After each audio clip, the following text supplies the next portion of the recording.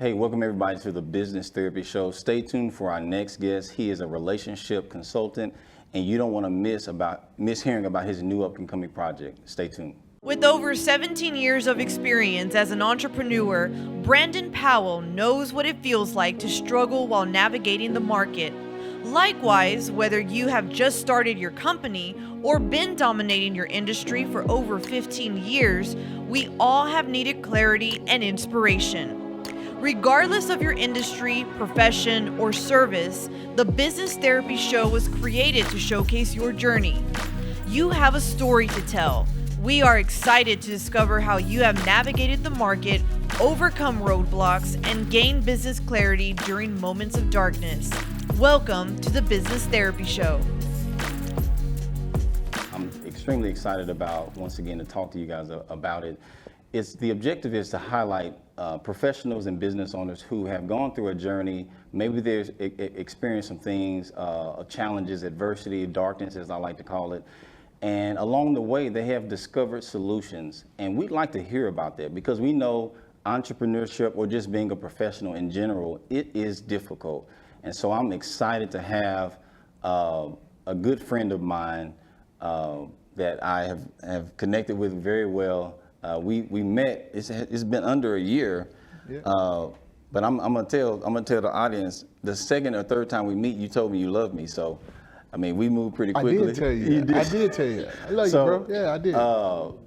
In brotherly love, I'm so excited to introduce to the audience today, Nicholas Willis Sr.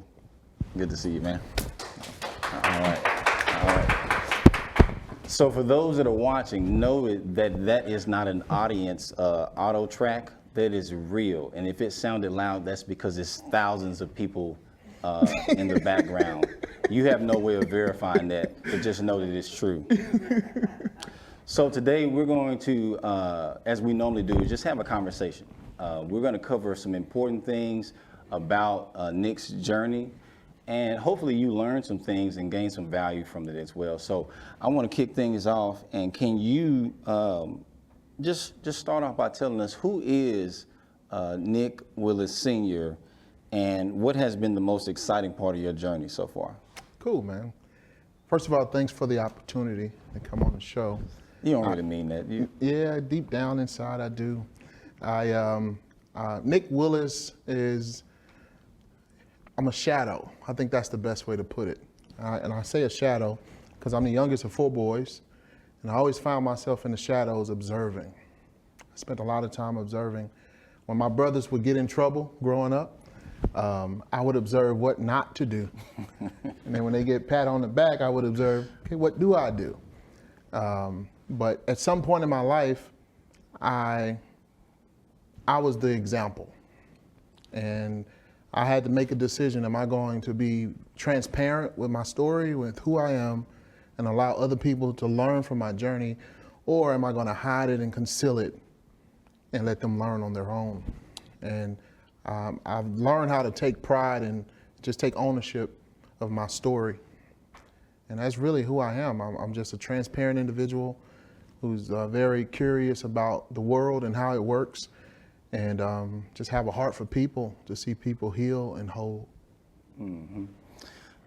I just want to let you guys know when some people say certain traits and attributes like honest, transparent, they could be, it could be performative, but I know from spending time with Nick that he really means it. This guy is sometimes way too transparent. But I really do love and appreciate that about him. In fact, he's helped me to heal in some ways as a man because I'm able to talk to another person that I can feel safe with and just have a communication. And I think that's a lesson in and of itself. Just being able to find people in your life that you can connect with on that level. Not necessarily to tell all of your business, but just to feel safe. And so I call him my notary priest. Don't ask how it connects together, just know that it connects together. But I call him that affectionately because we talk almost every day. And I am the person you never, this ain't the part of the notes, never ever put me on speakerphone. Never. As a side note. Never. So with that being Yeah, legit. I have my kids in the car. Wait, hold up, stop it. I was at church. Hold on, bro. Wait, I'm at church. Bible study. Hey, so we're filming today. This is a Thursday. I called him yesterday, which was Wednesday, and I went straight into a topic, and then I instantly felt bad. Actually, no, I didn't feel bad. I didn't feel bad at all. But he was like, "Hey, bro, I just walked into Bible study." I was like, "Oh, I will talk about this after you do the benediction prayer." And so. True story. But True story. but I do feel safe, and that's so freeing. And so as you hear about Nick and the projects that he's working on, just know that you're going to hear from someone who's extremely gifted, can communicate very well, and he's put in the work. And so I'm super grateful to have him here. So with that being said, I want to ask you this question: How, and you're really capable of answering this in a way that could be helpful. How has failure shaped your skills along your professional journey? My marriage, I felt a disconnect. And I used to sit down and pout about it. I didn't feel the reciprocation of, man, where my share? I feel like I'm putting in all this energy, but where's mine at? And I realized there were some things I was doing that was making a contribution to the disengagement. And what happened was, over a period of time, after going through a divorce and going through infidelity and all these different things in our relationship, I began to reflect, and I realized, I've been making a serious contribution to the detachment that I'm experiencing in my marriage. So when you say how has failure helped and shaped me, I think it helped me become aware that I was doing it wrong. I was doing some things wrong, and I needed to be honest about it. And I think sometimes we find ourselves in relationships where we become extremely stubborn, and we start saying stuff like, "This is who I am. This is my being. This is what I'm about. You got to make the adjustments." But the truth is, we all got to make the adjustments. Right, or not. Or not. Absolutely. I don't have to participate in that. Yeah, absolutely. You know, there was a number of things I'm thinking about, some of which I cannot share. No, talk, man. Let's talk. No, I'm not that trained. I'm not like you, man. You are extremely gifted at that. Okay. My gift stops at that point. Okay, so, gotcha. I remember a moment where I was extremely stubborn, because I'm a very private person. And I remember a scenario where, as we were getting to know each other, we were out and as a couple at the time, and a topic was brought up that was extremely private, and I wasn't ready for that conversation to be had, and because I'm like, give me the opportunity to say yes or no. Don't just volunteer my personal business, because I don't feel safe. And so it happened, and it was so bittersweet, because I was frustrated because I felt disregarded, but because it was in front of you and your wife, I realized it was meant to be. Even though I was frustrated, on the other side of it, it ended up being such a blessing, because getting that information out and just, falling on the sword and just addressing it as is, since it's already out anyway, it was so therapeutic. I don't know if I would have been, well, I know I wouldn't have been comfortable if it was somebody else, because you had the capacity to be objective about it. And so I think that even took our friendship to another level, even though it was kind of an unorthodox approach. Yeah, I think one of the things I become really sensitive to is the fact that we're all human, man, and we all have a story, we all have trauma. And the reality of it is this: if you engage in a serious relationship and intimacy is the goal, at some point people are going to run into your trauma before they experience your relationship potential. The potential might be there. They may have the opportunity to peek at it, and they may see some signs of something that make you special, but before they can get to that mountaintop, they got to go down to the valley and climb with you. And I think sometimes we got to extend a lot of grace when we choose to be in relationships with people, because as much as we want to be with somebody who's healed, we're part of that healing process. Intimacy starts with us desiring to be known and loved, but it ends with us loving in spite of what we know.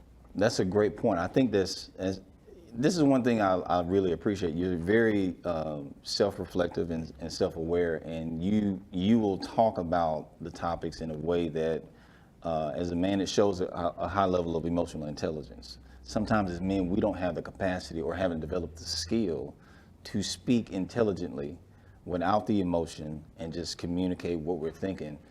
And yeah, so many different stories that I can think about from our conversations in relation to that. Let me interject.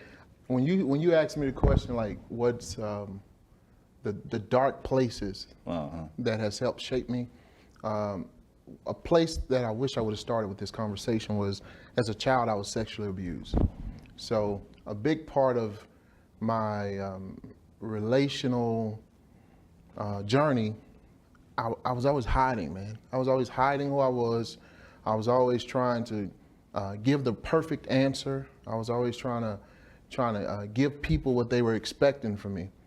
But when it came to me and what I wanted, I was aware of it, but I just couldn't present it. You know what I'm saying? Yeah. So I think over a period of time, what happened was, when I finally was able to put that guard down, I decided not to ever pick it up. I decided not to ever pick it up again because I spent a lot of time wishing I would have said this and wishing I would have said that and wishing I was bold enough and courageous enough to be honest about where I was in a particular part of my marriage. And even when it comes to my marriage, after being married for 9 years, going through divorce, and I look back, I'm like, that divorce wasn't necessarily, it could have been avoided. Although I'm grateful for my marriage that I have now and the relationship that I've cultivated now, all of that is springboard out of that dark place that I've experienced. So I'm grateful for that. That's a great perspective. You know, even in my journey, you know, just going through that failure and making some decisions, and being objective, just saying, you know what, how can I learn from the lessons and not necessarily always point fingers at the other person. Now, I've had my moments, you know, but at the end of the day, it's about, okay, let me be accountable. What did I do to contribute to this, and how can I get better? Which brings up the book. So tell us the title of the book again, and tell us why. I mean, it's one thing to experience your journey and your success, but why take it to the next step and make it into a book? Yeah. So I think it was year 2 of our marriage. The book, we went to marriage counseling because we were struggling. I remember one day I sat down and I told her, I said, I have something to share with you. Like, if he says that. This is my attempt to be transparent, right? Because I cheated and I didn't feel comfortable hiding that information. Right. I wanted to tell her. I cheated. So we sat down and I said, I cheated on you. And then she was like, stop lying. I said, I'm serious. I cheated on you. So nothing else. Days later, she come back. She said, well, why did you cheat on me? And I started trying to tell my story. I told her, I said, listen, I want to tell you some things about me. I said, when I was a kid, I was sexually abused. She said, oh God, please don't tell me that you're gay. What? True story. True story. I began to close doors in my heart and never opened those doors again. In response to what she was saying? Yeah, in terms of closeness. Did she allow you to finish it? No, because when she said that, I was done. The trust was damaged at that point. Okay. And so we decided to go to counseling, and we spent a lot of time trying to connect with other couples in counseling and all these different things to help us, you know, have that closeness. But the truth is, man, it just wasn't there no more. So we go to counseling, and the counselor say, Nick, explain to me where you are in your marriage right now. Describe it. And I'm sitting there thinking, I'm really struggling. I'm like, it's like we're physically married, emotionally divorced. And she was like, that's a book. And when she said that, it's like putting a quarter inside one of those little bubble gum machines, Like something's gonna come out. I don't know what it's gonna be, but something's gonna come out of that. Well, I think that's good, but she didn't need to be your consultant. She needed to be your wife. That could be a good book. Yeah. Well, that's what the counselor said. She said that'd be a good book. Oh, the counselor. Oh, Yeah. the counselor said that. Yeah. So I went home and I started to journal.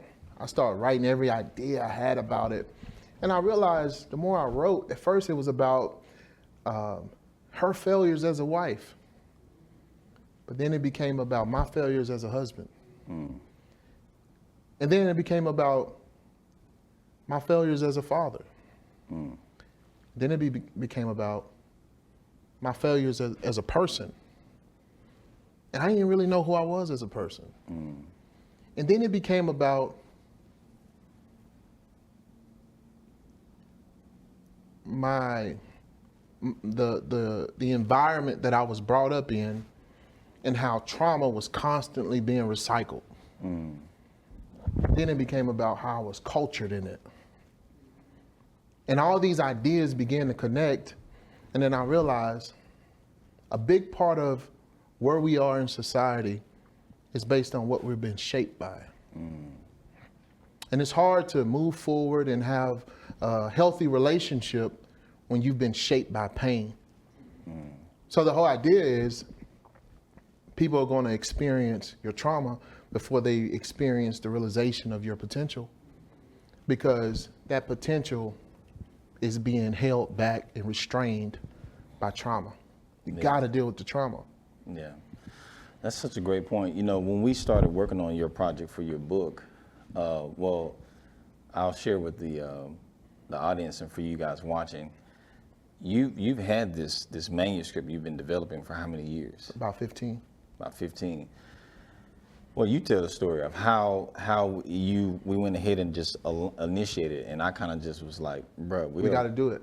We got to do it. So Brandon and I started hanging out, and I had been working on this manuscript for about 15 years or so, and ended up going through a divorce. After we went through a divorce, I threw it away. I was like, I'm done with it. I threw it away. So one day I was going through my email, and I had saved it to an email, right? And I was like, I started reading it, right? And I was like, well, I would change that chapter to this now, and I would do this, and I would do that. But I just left it alone, right? Because after I went through a divorce, I lived and cohabitated with a woman. We had kids together, and I didn't see myself getting married again, bro. I really didn't. I was like, I'm scared of marriage. And the truth was, I was scared of me. I was scared of my decisions as a person who still struggled with identity. I was afraid of that. And I didn't want to inflict pain on another person. So what happened was, me and my kid's mom, we ended up getting married about I want to say it's going on 3 years this year. And I began to see some of the same patterns in my first marriage that I saw in my second one. And that's not a reflection of her, that's a reflection of me.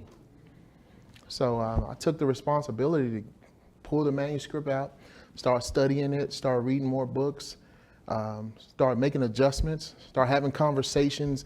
People think intimacy starts with your spouse. It starts with friendships. Start talking to close friends around me. Start going back and dealing with trauma issues from childhood, having conversations with my father, and realize that a lot of the trauma that I had, it wasn't even my trauma to carry, it's his. In his attempt to protect me, he was stuffing me with trauma. I began to see how, in my attempt to protect my kids, I was stuffing them with trauma. I began to see that in my relationship, trying to get close, I was being controlling because I was trying to protect my own trauma and pain and all that stuff. And I just made a commitment to get back into some books and read and study and go to counseling and have open dialogue with the men in my life. Before that, I had a lot of women friends. Now I have a lot of men friends. Yeah, I have more men friends than I've had in my life. So I'm so grateful for that. But then we sat down and talked, and I let you read it. And you was like, bro, this is the best I ever seen in my life. I didn't say that. Nah, That's not what I said. I was like, what? No, you didn't say that. I was just trying to see were you paying attention. Yeah, I'm paying attention. I was trying to see were you gonna let me lie, or were you gonna let me, Bro, I almost forgot I was on camera. Bro, we trying to sell the book though, bro. Like, come on, man. Come on, dog. It was the best. I'm not transparent, but I tend to be extremely authentic. Impulsive. Verbally impulsive. Absolutely. No, but you read it and you was like, bro, you got a unique style, and I think we should do some work, man. And immediately, I think we move forward. Absolutely. Yeah. Because our company does publishing for clients, and I've written 5 books. I'm working on book number 6. I was like, there's no way this needs to be sitting here anymore. Because of your skill as a writer, communicator, and your transparency. The one thing that impressed me is I like the way you write. You write as if you're, and this is something I teach my clients that are authors, you need to write as if you're talking to one person individually, but know that it's gonna go to thousands. And so you did that so well, and I was like, okay, this won't be difficult to push to production. We just need to solidify whatever the gaps are. And I challenged you to let's go ahead and get on this, and so it's been incredible as a result. So my next question is, as you know, we done skipped all these little questions. I think we have gone the direction it needs to go.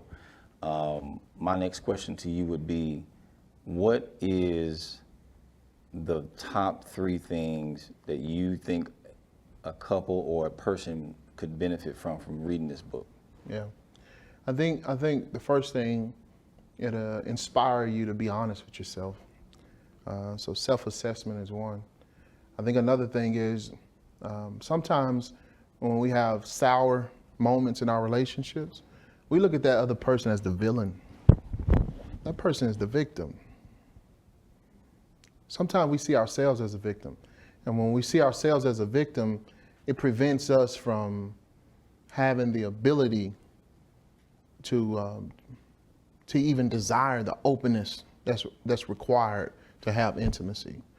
But sometimes people operate out of their own, key word of the day, I guess, is trauma. People operate out of their own trauma. I saw a quote one time. I wrote it down. I think it's appropriate for this moment. It says, what's the difference between an obstacle and an opportunity? Our attitude towards it. He says every opportunity has a difficulty and every difficulty has an opportunity. And that was J. Sidlow Baxter. So it's like our attitude sometimes towards our relationship become so sour that we miss so many opportunities to fix the issues. We begin to see that person, like this identity, this resentment I have towards them, that's their identity. That's who they are.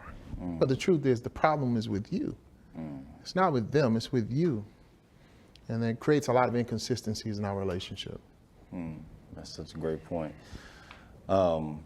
Thank you for sharing this. And those that are watching, I'm sure that you feel a sense of connection, even intimacy.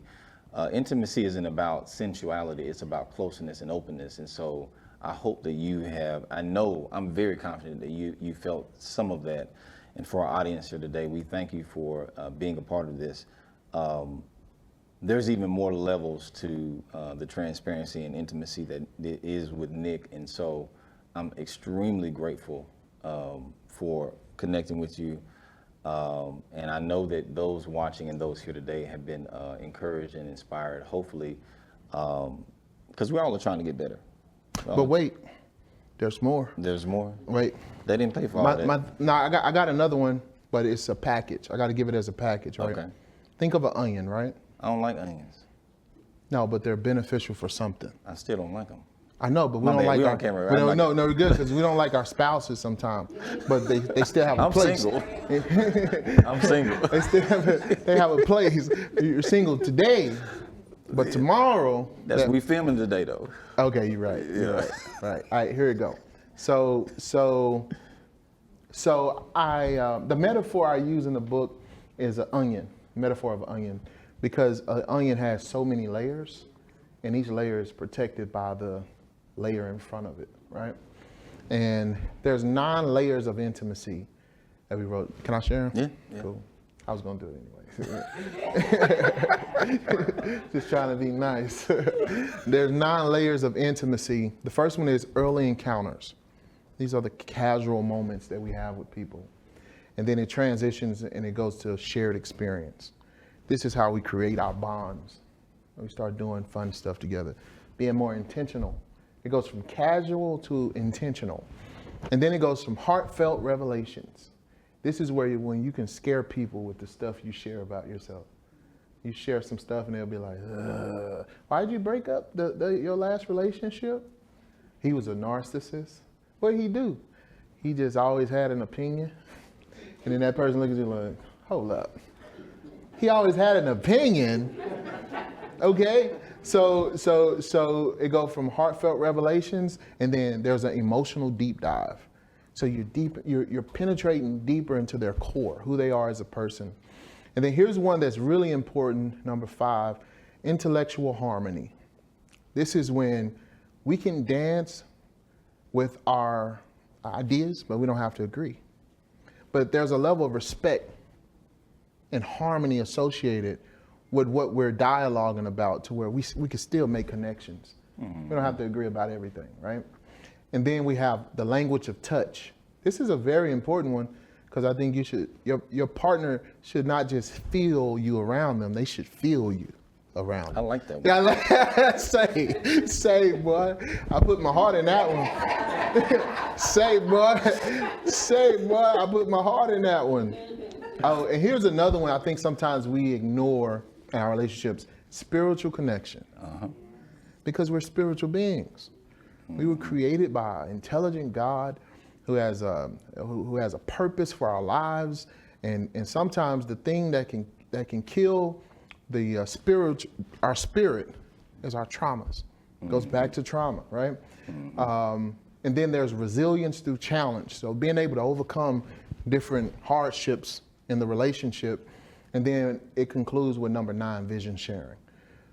The reason that one is so close to your core is because it projects what you're trying to become, what you're in pursuit of. And somewhere between shared adventures and getting to know each other and moving towards a purpose and a vision for our lives, we lose ourselves. Or we try to reshape and rewire what someone else's heart's desire really is. Yeah, versus accepting them for where they are. So, those are the 9 layers of intimacy that we talk about in the book, and I'm excited. Can't wait for August the 15th so everybody can crack open those books and be like, Nick, you're so awesome as a writer. Absolutely. No, real talk. Nick and I could talk for hours on these different topics and other topics that I usually talk to him about. Like what? Don't ask me that question. So with the time we have left, can you tell our audience, talk to the camera and let them know how to get in touch with you and how to get access to this book, or what other things you have available with regard to your expertise? Get your copy of the book. I'll put some other information in the bio. You click on it, connect with me. I'd love to talk to you. We also have a evening with the author coming up, and we have dinners and all that stuff coming up where you guys can come hang out, talk, bring your spouse, and try to create some synergy.